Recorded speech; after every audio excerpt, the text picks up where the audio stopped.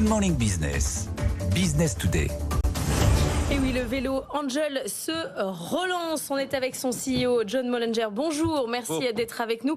Alors Angel, qu'on croyait quand même en difficulté, comme disait Christophe, le vélo était en vente chez Carrefour cet été à combien? 990 €. Ce qui est quand même assez loin du prix auquel vous comptez le vendre, c'est-à-dire quand même autour de 3 000 €, ce qui est quand même assez cher pour un vélo électrique. Mais donc chez Carrefour, il était en promo. C'est-à-dire que c'est une nouvelle étape là, qui se lance pour Angel, une levée de fonds de 20 millions d'euros et puis un partenariat avec BMW. Est-ce que ça veut dire que quand je vais acheter une Mini, je vais avoir un vélo offert?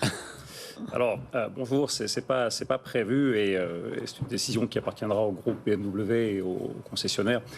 C'est pas prévu. L'idée est plus stratégique, c'est de les aider et de nous aider également à une mobilité plus multimode, que ce soit le dernier kilomètre, que ce soit des familles et des urbains qui souhaitent mixer les 4 roues et les 2 roues.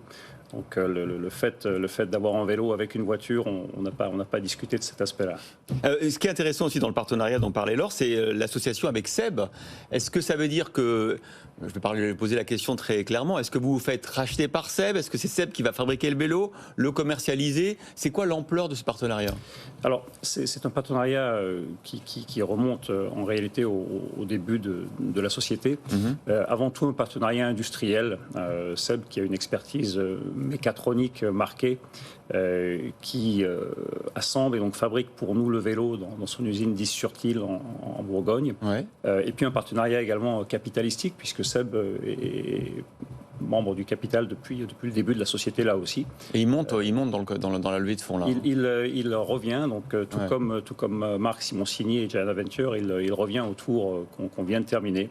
Donc ça marque à la fois leur engagement d'un point de vue capitalistique, mais encore une fois également surtout industriel, pour le développement et la fabrication des vélos. Donc on est toujours sur un vélo haut de gamme. Il y avait eu des difficultés notamment de batterie qui étaient remontées cet été. Vous allez quoi, reconstruire le vélo, le repositionner? C'est quoi l'avenir de l'Angel Bike?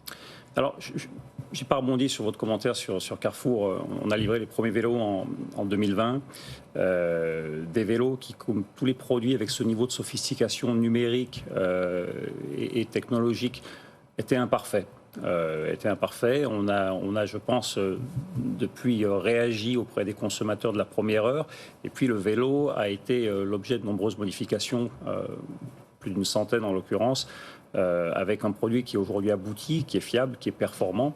Et il n'y a pas de reconstruction à proprement parler pour ce qui est du cadre du vélo ou des éléments qui sont les plus visibles sur les vélos Angel. C'est le logiciel en fait qui a changé. Alors non seulement l'aspect électronique, effectivement, la batterie, on présente sur le vélo Mini une batterie qui est complètement nouvelle, ce qu'on appelle un contrôleur, donc la partie électronique du vélo qui est nouvelle, l'application mobile qui est nouvelle, l'équipement qui est nouveau aussi, ainsi que le style et la finition. Donc je serais tenté de vous dire que c'est un autre vélo, effectivement, et puis une amélioration continue. C'est pas refaire le vélo de but en blanc, en tout cas pour celui-ci, c'est l'améliorer avec un produit qui est mature aujourd'hui. On a vu vos concurrents, certains de vos concurrents qui souffrent énormément, les Venoba Van Move, qui ont...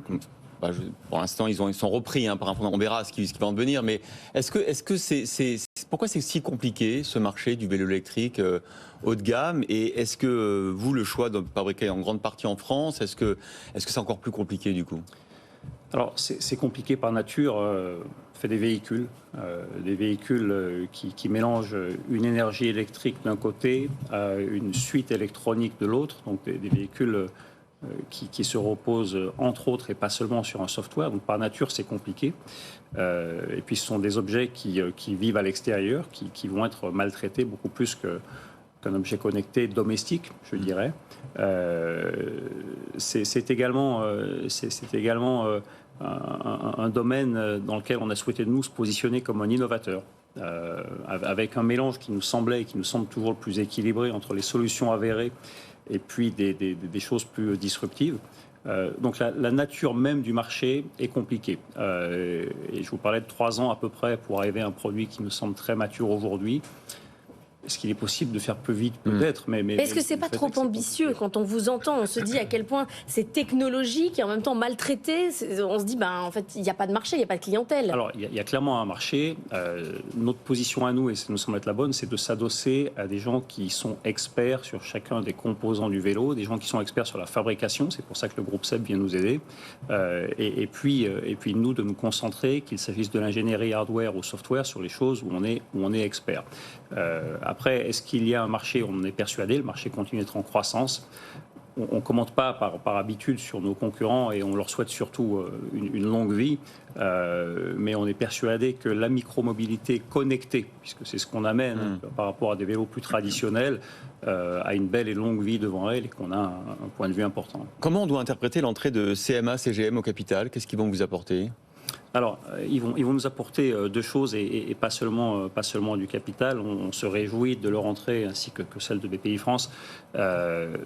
Au-delà du capital apporté, ils ont une expertise majeure évidemment sur la logistique et sur des approches plus globales de supply chain. Le vélo et la mobilité en général sont des domaines avec une vraie complexité, des intervenants assez majeurs et variés, qu'il s'agisse des problématiques douanières, des problématiques d'approvisionnement. Donc on est assez certain qu'on bénéficiera de leur input ici.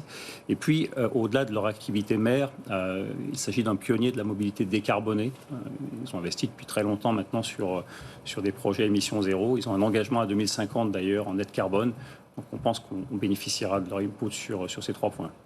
Merci beaucoup, John Mollinger, CEO d'Angel, d'avoir été notre invité ce matin.